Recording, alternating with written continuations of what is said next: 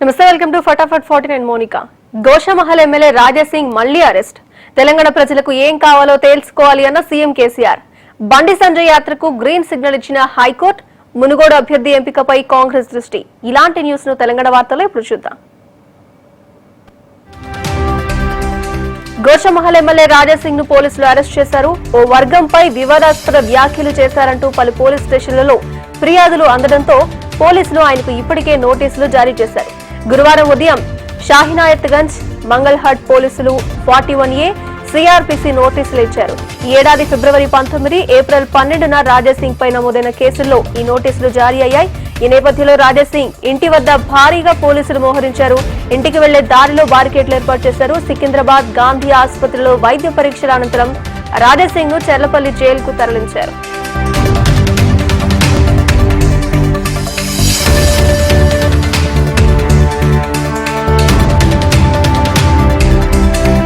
మతపిచ్చితో మంటలు రేగే తెలంగాణ కావాలా, బంగారు పంటలు పండే తెలంగాణ కావాలో ప్రజలే తేల్చుకోవాలని సీఎం కేసీఆర్ పిలుపునిచ్చారు.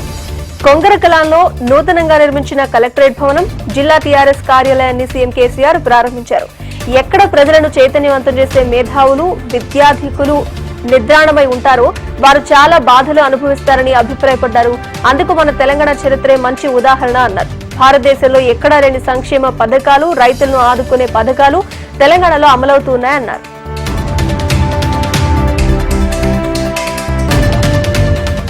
కేసీఆర్ ని ఎన్నిసార్లు మునుగోడు అభివృద్ధి కోసం అపాయింట్మెంట్ అడిగినా ఇవ్వలేదని మునుగోడు మాజీ ఎమ్మెల్యే కోమటిరెడ్డి రాజగోపాల్ రెడ్డి విమర్శించారు. ఉప ఎన్నికల నేపథ్యంలో మీటింగ్లు పెట్టి సీఎం రైతులను భయాందోళనకు గురిచేస్తున్నారని ఆరోపించారు. కేసీఆర్ పరిపాలన అంతం బీజేపీతోనే సాధ్యమన్నారు. కాంగ్రెస్ పార్టీని నడిపించే అధ్యక్షుడు సరిగ్గా లేడని, అందుకే పార్టీ రోజు రోజుకు పడిపోతుందని రాజగోపాల్ రెడ్డి అభిప్రాయపడ్డారు. మునుగోడు నియోజకవర్గంలోని అన్ని మండలాల నుండి 1500 మంది ముఖ్య కార్యకర్తల నిర్ణయం మేరకే బీజేపీలో చేరారని తెలిపారు. 3.5 ఏళ్లలో మునుగోడులో జరగని అభివృద్ధి తన రాజీనామా తర్వాత జరుగుతుంది అన్న విషయాన్ని ప్రజలు గమనిస్తున్నారని అన్నారు. మునుగోడు ఉప ఎన్నికలో ప్రజలు కేసీఆర్ కు బుద్ధి చెప్తారని తెలిపారు. యాదాద్రి భువనగిరి జిల్లా చౌటుప్పల్ మండల కేంద్రంలో బీజేపీ పార్టీ ముఖ్య కార్యకర్తల సమావేశంలో కోమటిరెడ్డి రాజగోపాల్ రెడ్డి పాల్గొన్నారు.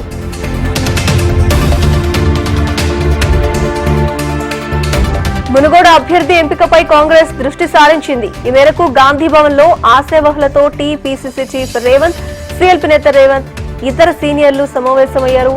అభ్యర్థుల బలాబలాలు, హైకమాండ్ సూచనలపై ప్రధానంగా చర్చించారు. అనంతరం హైదర్గూడ క్వార్టర్స్ పార్టీ రాష్ట్ర వ్యవహారాల ఇన్ఛార్జ్ మాణికం ఠాగూర్ తో రేవంత్ రెడ్డి భేటీ అయ్యారు.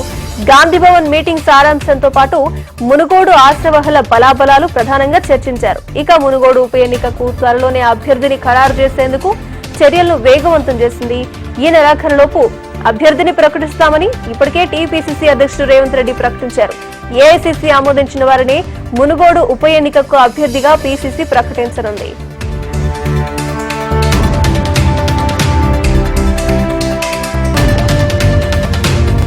ఎంపీ అసదుద్దీన్ ఓవైసీ తెలుగులో ట్వీట్ చేశారు. బీజేపీ ఒక ఉప ఎన్నిక కోసం ఇంత బర్తెగించాలా అంటూ ఆయన ట్వీట్ చేశారు. ఈ క్రమంలో తెలంగాణ బీజేపీపై తీవ్ర స్థాయిలో విమర్శలు చేశారు అసదుద్దీన్. ఇప్పుడే బీజేపీ తీరు ఇలా ఉంటే సార్వత్రిక ఎన్నికల పరిస్థితి ఏమిటని ట్వీట్ లో ప్రశ్నించారు. రాష్ట్రాన్ని అగ్నికి ఆహుతి చేద్దాము అనుకుంటున్నారా?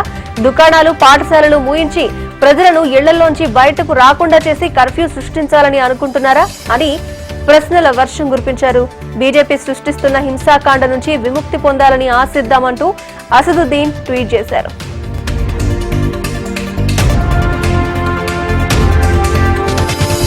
బీజేపీ తెలంగాణ రాష్ట్ర అధ్యక్షుడు బండి సంజయ్ పాదయాత్రకు మార్గం సుగమమైంది. ఆయన చేపట్టిన ప్రజా సంగ్రామ పాదయాత్రకు హైకోర్టు అనుమతినిచ్చింది. ఉద్రిక్త పరిస్థితులు నెలకొన్న నేపథ్యంలో జనగామ జిల్లాలో బండి సంజయ్ పాదయాత్ర నిలిపివేయాలి అంటూ వర్ధనపేట ఏసీపీ ఇచ్చిన నోటీసులను హైకోర్టు సస్పెండ్ చేసింది. పోలీసులు ఇచ్చిన నోటీసులు రాజ్యాంగ విరుద్ధంగా ఉన్నాయని హైకోర్టు వ్యాఖ్యానించింది. శుక్రవారం ఉదయం బండి సంజయ్ పాదయాత్ర తిరిగి ప్రారంభం కానుంది. షెడ్యూల్ ప్రకారం ఈ రోజు రాత్రి యాత్ర ఎక్కడ ముగుస్తుందో అక్కడ నుంచే తిరిగి ప్రారంభం కానున్నట్లు పార్టీ వర్గాలు తెలిపాయి. ఈ నెల 27న 3వ విడత ప్రజా సంగ్రామ యాత్ర ముగియనుంది. హనుమకొండ ఆర్ట్స్ కళాశాల మైదానంలో ఏర్పాటు చేసిన పాదయాత్ర ముగింపు సభకు బీజేపీ జాతీయ అధ్యక్షుడు జేపీ నడ్డా, పలువురు ముఖ్య నేతలు హాజరు కానున్నారు.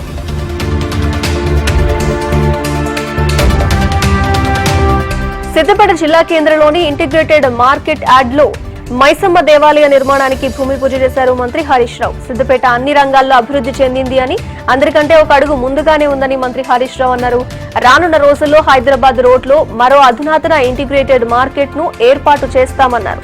సిద్దిపేట అభివృద్ధి చూసి దేశ నలుమూలల నుంచి సిద్దిపేటకు వచ్చి చూసి వెళ్తున్నారని అన్నారు. ఇక సిద్దిపేట పట్టణంలో 4 దిక్కుల బస్తీ దవాఖానాలు ఏర్పాటు చేయనున్నట్టు తెలిపారు. 3-4 నెలల్లో ఆలయాన్ని నిర్మించుకుని పెద్ద ఎత్తున ప్రారంభం చేసుకుంటామని అన్నారు. అనంతరం సిద్దిపేట కేంద్రంలోని మంత్రి క్యాంపు కార్యాలయంలో సిద్దిపేట నియోజకవర్గంలోని 101 మందికి 44 లక్షల రూపాయల సీఎం రిలీఫ్ ఫండ్ చెక్కులను పంపిణీ చేశారు. సిద్దిపేట కేంద్రంలోని 45 మంది కాంగ్రెస్ పార్టీకి చెందిన నేతలు టీఆర్ఎస్ లో చేరారు.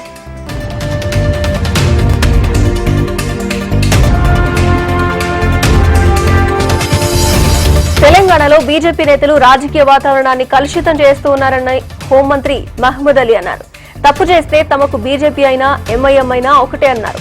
ఆధారాలు లేని ఆరోపణలు చేస్తూ టీఆర్ఎస్ నేతల ఇళ్ల మీద దాడులు చేయడం మంచి పద్ధతి కాదన్నారు. మంత్రి వేముల ప్రశాంత్ రెడ్డి ఇక ఎమ్మెల్యేలు, ఎంపీలు, జెడ్పీటీసీలు, ఎంపీటీసీలు, సర్పంచ్లు ఇలా సంఖ్యాపరంగా చూసుకుంటే బీజేపీకి టీఆర్ఎస్ కు అసలు పోలిక ఉంటుందా అని ప్రశ్నించారు. బీజేపీ నేతలాగే తాము కూడా దాడులకు దిగితే వారి పరిస్థితి ఏంటో ఊహించుకోవాలన్నారు. నేతల ఇళ్ల ముందు దాడులకు దిగుతామంటే కుక్కల్ని తరిమి కొట్టినట్టు తరుముతామని తీవ్రంగా హెచ్చరించారు వేముల. కవితను పరామర్శించేందుకు టీఆర్ఎస్ నేతలు ఆమె ఇంటికి వెళ్లారు.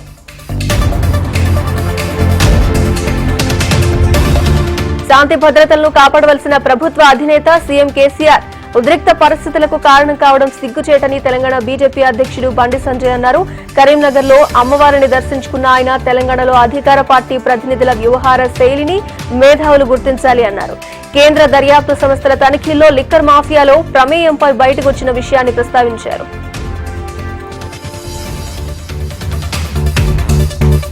హుజూరాబాద్ ఎమ్మెల్యే ఈటెల రాజేందర్ ను గవర్నర్ తమిళిసై రాష్ట్ర పార్టీ అధ్యక్షుడు బండి సంజయ్ పరామర్శించారు. ఈటెల తండ్రి మల్లయ్య అనారోగ్యంతో మృతి చెందగా కమలాపూర్లోని ఈటెల నివాసంలో మల్లయ్య చిత్రపటానికి పూలమాల వేసి నివాళులర్పించారు. అనంతరం కుటుంబ సభ్యులను పరామర్శించారు. ఈటెల మల్లయ్య నిజాం నిరంకుశ పాలనకు వ్యతిరేకంగా ఉద్యమించారని బండి అన్నారు. 104 ఏళ్లు ఈటెల మల్లయ్య జీవించడం చాలా గొప్ప విషయమన్నారు.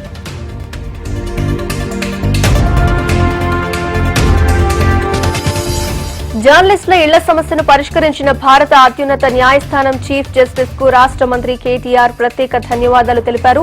దీర్ఘకాలంగా పెండింగ్ లో ఉన్న ఈ కేసును క్లియర్ చేసేందుకు సీజీఐకి ప్రత్యేక కృతజ్ఞతలు తెలుపుతూ కేటీఆర్ ట్వీట్ చేశారు. జర్నలిస్టులకు ప్రభుత్వం ఇచ్చిన హామీని నెరవేర్చేందుకు ఈ తీర్పు తోడ్పడుతుందని కేటీఆర్ అభిప్రాయపడ్డారు. సుదీర్ఘకాలంగా ఇళ్ల స్థలాల కోసం పోరాడుతున్న హైదరాబాద్ లోని జర్నలిస్టులకు సీజీఐ శుభవార్త వినిపించారు.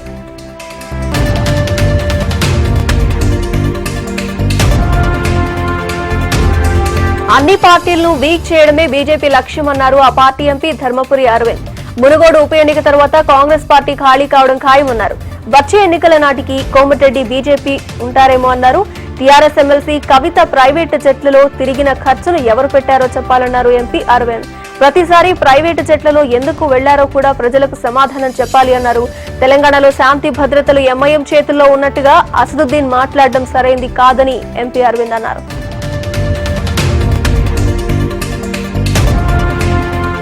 మహబూబాబాద్ జిల్లా కేంద్రంలో నిర్మిస్తున్న నర్సింగ్, మెడికల్ కళాశాల నిర్మాణ పనుల్లో వాస్తు దోషం ఉందని మహబూబాబాద్ ఎమ్మెల్యే శంకర్ నాయక్ అన్నారు. నూతనంగా నిర్మిస్తున్న మెడికల్ కళాశాల భవన నిర్మాణ పనులను అధికారులతో కలిసి ఎమ్మెల్యే పరిశీలించారు. పనుల్లో తేడా వస్తే ఊరుకునే ప్రసక్తే లేదని అధికారులను హెచ్చరించారు. మెడికల్, నర్సింగ్ కళాశాల భవనాల నిర్మాణంలో వాస్తు దోషం ఉందని, తెలంగాణ ప్రభుత్వం నిర్మించే ప్రతి నిర్మాణం వాస్తు ప్రకారం జరుగుతుందని తెలిపారు. నాణ్యత విషయంలో రాజీ పడే ప్రసక్తే లేదని, తప్పు చేసిన వారు ఎంతటి వారైనా ఉపేక్షించేది లేదని ఎమ్మెల్యే శంకర్ నాయక్ స్పష్టం చేశారు. ప్రతి నేతన్నను ఆదుకోవడమే ప్రభుత్వ లక్ష్యమన్న సీఎం జగన్. కుప్పంలో అలజడి సృష్టించొద్దన్న చంద్రబాబు, కుప్పంలో టీడీపీ శ్రేణుల నిరసనలు, ఇలాంటి మరెన్నో వార్తలను ఏపీ అప్డేట్స్ లో ఇప్పుడు చూద్దాం. ప్రతి నేతన్నను ఆదుకోవడమే ప్రభుత్వ లక్ష్యమని సీఎం జగన్ అన్నారు. ప్రతి ఒక్క చేనేత కుటుంబానికి ఏటా 24,000 రూపాయల సాయాన్ని ప్రభుత్వం అందజేస్తుందని తెలిపారు. కృష్ణా జిల్లా పెడనలో ఏర్పాటు చేసిన సభలో పాల్గొన్న సీఎం జగన్ వైఎస్ఆర్ నేస్తం పథకంలో భాగంగా 80,546 మంది చేనేత లబ్ధిదారుల ఖాతాలకు 193 కోట్ల రూపాయలను బదిలీ చేశారు. 5 ఏళ్లలో ప్రతి చేనేత కుటుంబానికి 1,20,000 రూపాయల ఆర్థిక సాయం అందుతుంది అన్నారు.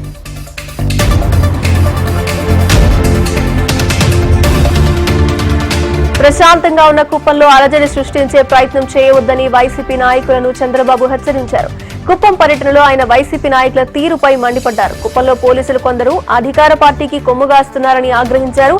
కుప్పంలోనే కాదు, ఆంధ్రప్రదేశ్ వ్యాప్తంగా తిరుగుబాటు చేయవలసి వస్తుందని హెచ్చరించారు.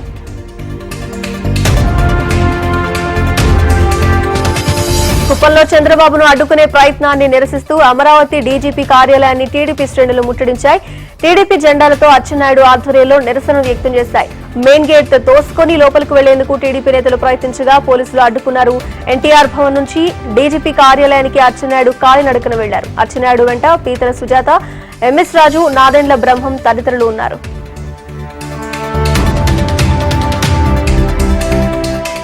తాడేపల్లి వైసీపీ కార్యాలయంలో ఉండవల్లి పార్టీ కార్యకర్తలతో సజ్జల రామకృష్ణారెడ్డి సమావేశమయ్యారు.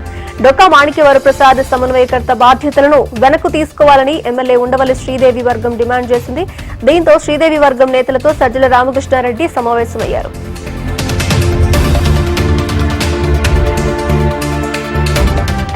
శ్రీ సత్యసాయి జిల్లా ధర్మవరం శాంతినగర్లోని మున్సిపల్ హైస్కూల్లో నిర్మిస్తున్న 13 అదనపు తరగతి భవనాలకు ఎమ్మెల్యే కేతిరెడ్డి భూమి పూజ చేశారు.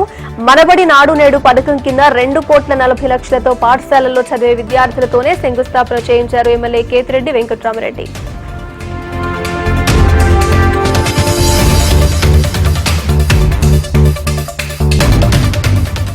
గుడికో గోమాత, గోధారిత వ్యవసాయం, ప్రకృతి ఆధారిత నైవేద్యం వంటివి టీటీడీ ప్రతిష్టాత్మకంగా చేపట్టిందని టీటీడీ చైర్మన్ వైవి సుబ్బారెడ్డి తెలిపారు. ఇవాళ తిరుపతిలోని శ్వేతాభవన్ లో ఏర్పాటు చేసిన జిల్లా నోడల్ గోశాలల నిర్వాహకులు గో ఆధారిత ప్రకృతి వ్యవసాయదారులకు 2 రోజుల శిక్షణ కార్యక్రమం నిర్వహించారు. ముందుగా పలు జిల్లాల నుండి ప్రకృతి వ్యవసాయం ద్వారా పండించిన పంటలను TTD chairman YV Subbareddy EO ధర్మారెడ్డితో కలిసి పరిశీలించారు. అనంతరం ప్రకృతి వ్యవసాయం పంటలు పండించే రైతులతో ముఖాముఖిగా మాట్లాడారు. గతేడాది టీటీడీ ఆధ్వర్యంలో గుడికో గోమాత, గో ఆధారిత వ్యవసాయం, ప్రకృతి వ్యవసాయం వంటివి దేశవ్యాప్తంగా ముందుకు తీసుకువెళ్తున్నట్లు టీటీడీ చైర్మన్ వైవి సుబ్బారెడ్డి చెప్పారు. ప్రతి గుడిలో గోమాత ఉండాలి అనే ఉద్దేశంతో గో ఆధారిత వ్యవసాయం పండించడం ద్వారా ఎక్కువ ఆదాయం వస్తుందని రైతులకు అవగాహన కల్పించేందుకు సదస్సు ఏర్పాటు చేయడం జరిగిందన్నారు.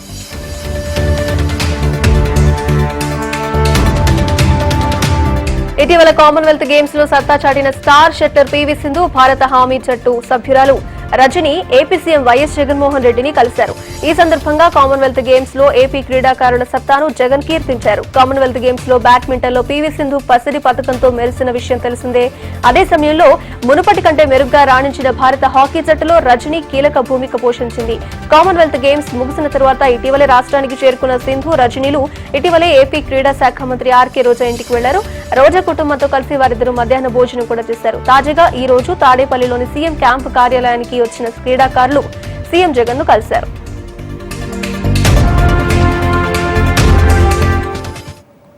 కొత్తగూడెం జిల్లా కలెక్టర్ కార్యాలయం ఎదుట 4 లేబర్ కోడ్లను రాష్ట్రంలో అమలు చేయవద్దని డిమాండ్ చేస్తూ ఐఎఫ్టీయూ ఆధ్వర్యంలో ధర్నా. కుప్పంలో టీడీపీ కార్యకర్తల నిరసనలు. వరంగల్ ప్రశాంత్ నగర్ లో నిట్ డిప్యూటీ రిజిస్ట్రార్ వెంకటేశ్వరంపై నిట్ మహిళా సెక్యూరిటీ గార్డులు దాడి. ఇలాంటి వార్తలు లోకల్ న్యూస్ లో ఇప్పుడు చూద్దాం.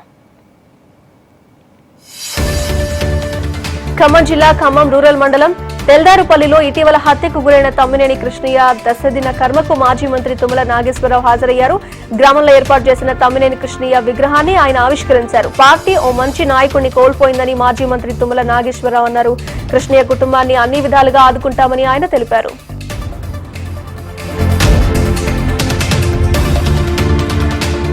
భద్రాద్రి కొత్తగూడెం జిల్లా కలెక్టర్ కార్యాలయం ఎదుట 4 లేబర్ కోడ్లను రాష్ట్రంలో అమలు చేయవద్దని డిమాండ్ చేస్తూ ఐఎఫ్టీయూ ఆధ్వర్యంలో ధర్నా నిర్వహించారు. రాష్ట్ర వ్యాప్తంగా కార్మికులు పోరాడి సాధించుకున్న కార్మిక చట్టాలను 4 లేబర్ కోడ్లుగా కేంద్రం కుదించడాన్ని ఐఎఫ్టీయూ నాయకులు తీవ్రంగా వ్యతిరేకించారు. తిరుపతిలో దేశవ్యాప్తంగా 4 లేబర్ కోడ్లను వివిధ రాష్ట్రాల్లో ఎలా అమలు చేయాలి అనే అంశంపై 2 రోజుల పాటు వైఎస్ఆర్ జగన్ ప్రభుత్వం కేంద్ర కార్మిక మంత్రిత్వ శాఖ అధికారుల సమక్షంలో చర్చలకు అవకాశం ఇచ్చిందని చెప్పారు. అటు మోదీ ప్రభుత్వం, ఇటు వైఎస్ జగన్ ప్రభుత్వం కార్పొరేట్ శక్తులకు అనుకూలంగా వ్యవహరిస్తున్నాయని విమర్శించారు.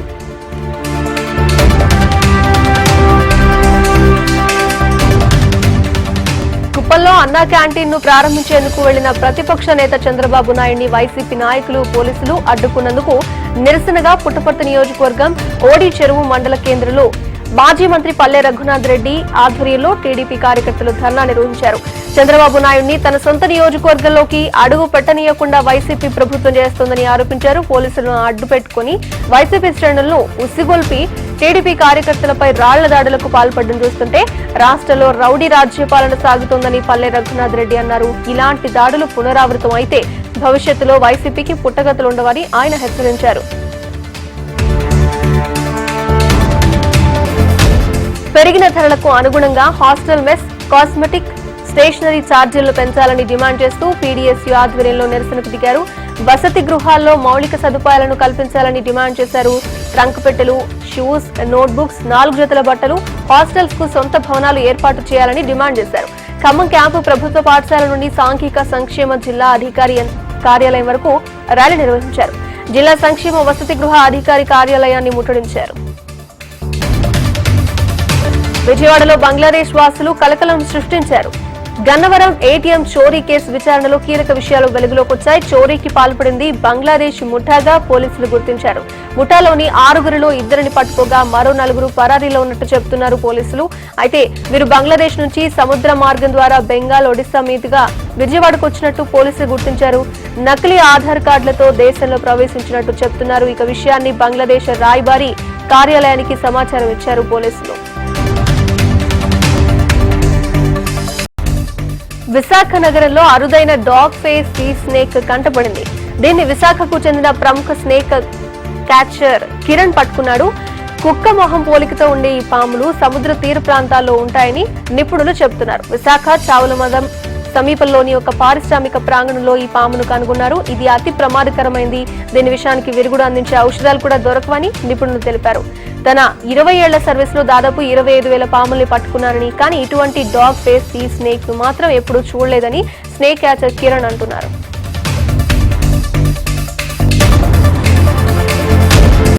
జార్ఖండ్ ముఖ్యమంత్రి హేమంత్ సోరెన్ పై ఎమ్మెల్యేగా అనర్హత వేటు వేసేందుకు కేంద్రం చర్యలు.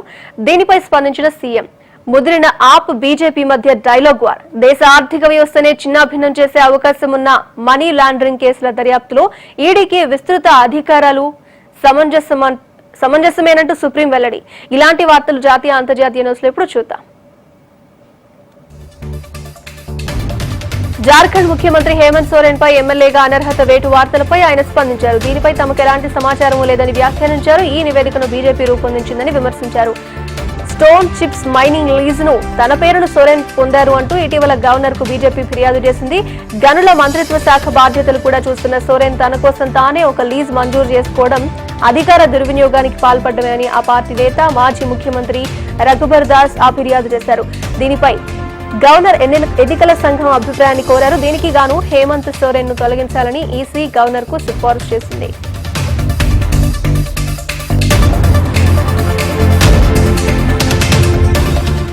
ఆప్ బీజేపీ మధ్య డైలాగ్ వార్ ముదిరింది. తమ ప్రభుత్వాన్ని కూల్చేందుకు బీజేపీకి 40 మంది ఎమ్మెల్యేలు అవసరమని, ఒక్కో ఎమ్మెల్యేలకు 20 కోట్ల రూపాయల చొప్పున ప్రలోభాలకు గురి చేసేందుకు ఆ పార్టీ 800 కోట్ల రూపాయలు సిద్ధం చేసిందని ఢిల్లీ సీఎం అరవింద్ కేజ్రీవాల్ ఆరోపించారు. ఆప్ ఎమ్మెల్యేలతో కలిసి ఆయన రాజ్ ఘాట్ తో సందర్శించిన అనంతరం కేజ్రీవాల్ కాషాయ పార్టీపై సంచలన ఆరోపణలు చేశారు. బీజేపీ ఆపరేషన్ లోటస్ విఫలం కావాలని కోరుతూ ఆప్ ఎమ్మెల్యేలు రాజ్ ఘాట్ ను సందర్శించి ప్రార్థనలు జరిపారు. అంతకుముందు కేజ్రీవాల్ అధ్యక్షతన ఆయన నివాసంలో ఆప్ ఎమ్మెల్యేల కీలక భేటీ జరిగింది. ఈ సమావేశానికి 53 మంది ఎమ్మెల్యేలు హాజరై కేజ్రీవాల్ నాయకత్వానికి సంఘీభావం తెలిపారని ఆ ప్రతినిధి సౌరవ్ భరద్వాజ్ వ్యాఖ్యానించారు. భేటీకి హాజరు కాని ఎమ్మెల్యేలతో సీఎం కేజ్రీవాల్ ఫోన్ లో మాట్లాడారని, వారంతా తుదిశ్వాస విడిచే వరకు ఆప్ వెంటే ఉంటామని చెప్పారని అన్నారు.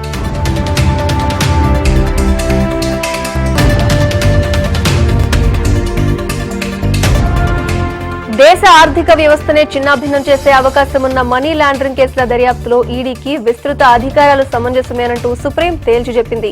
ఇదే వ్యవహారంపై దాఖలైన ఒక పిటిషన్ను విచారణకు స్వీకరించిన సుప్రీంకోర్టు ఈడీ విస్తృత అధికారాల సమీక్ష జరగాల్సిందేనని అభిప్రాయపడింది.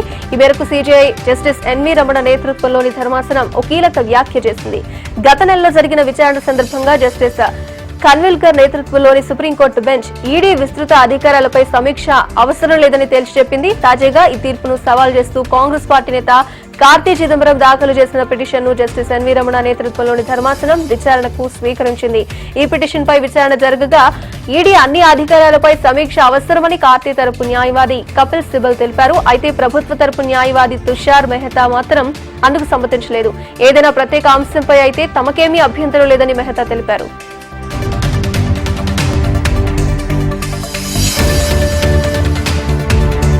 స్వదేశీ యుద్ధ నౌక విక్రాంత్ ను సెప్టెంబర్ 2వ తేదీన జలప్రవేశం చేయనున్నారు.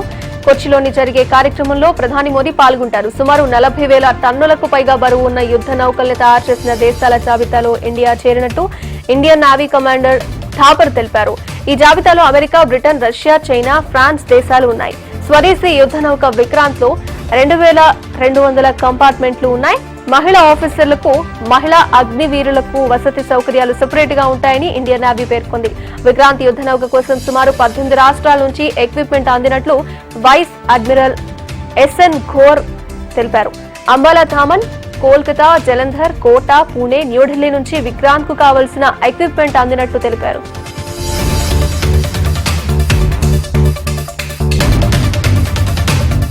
బిల్కిస్ బానో కేసు కీలక మలుపు తిరిగింది. ఈ కేసులో కేంద్ర ప్రభుత్వంతో పాటు గుజరాత్ రాష్ట్ర ప్రభుత్వానికి సుప్రీంకోర్టు నోటీసులు జారీ చేసింది. బిల్కిస్ బానో కేసులో విడుదలైన 11 మంది దోషులకు వ్యతిరేకంగా సుప్రీంకోర్టులో పలు పిటిషన్లు దాఖలయ్యాయి. అత్యాచారం కేసులో విడుదలైన దోషులకు పెద్ద ఎత్తున సన్మానాలు చేయడంపై దేశవ్యాప్తంగా నిరసనలు, విమర్శలు వెల్లువెత్తాయి. దీనిపై సమాధానం చెప్పాలి అంటూ కేంద్రం గుజరాత్ ప్రభుత్వానికి సుప్రీంకోర్టు నోటీసులు జారీ చేసింది.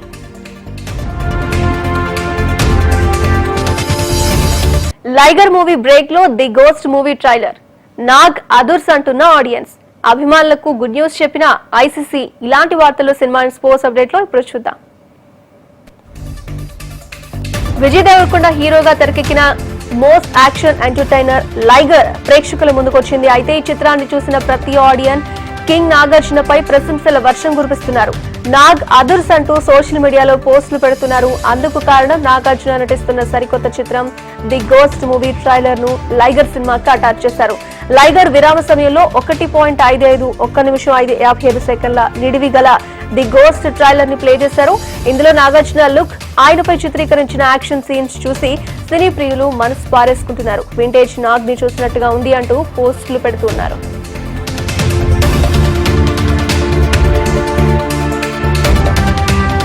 ఆసీస్ వేదికగా అక్టోబర్లో జరిగే T20 ప్రపంచ కప్ లో మరోసారి పాకిస్తాన్ తో జరిగే పోరును వీక్షించే అవకాశం కల్పించింది ఐసీసీ. ఈ మ్యాచ్ కు సంబంధించి ఫిబ్రవరిలో టికెట్లు విడుదల చేయగా కేవలం 5 నిమిషాల్లోనే హాట్ కేక్స్ లా అమ్ముడుపోయాయి. తాజాగా అంతర్జాతీయ క్రికెట్ మండలి మరో 4,000కు పైగా స్టాండింగ్ రూమ్ టికెట్లను విడుదల చేసింది. ఒక్కో టికెట్ $30 అంటే దాదాపు $1,670కు ఫస్ట్ కమ్ ఫస్ట్ సర్వ్ పద్ధతిలో కేటాయిస్తామని ఐసీసీ వెల్లడించింది. ఇవి ఇప్పుడు వరకున్న ఫటాఫట్ 40 updates. Keep watching HM TV. వార్త ఆగదు, నిజం దాగదు.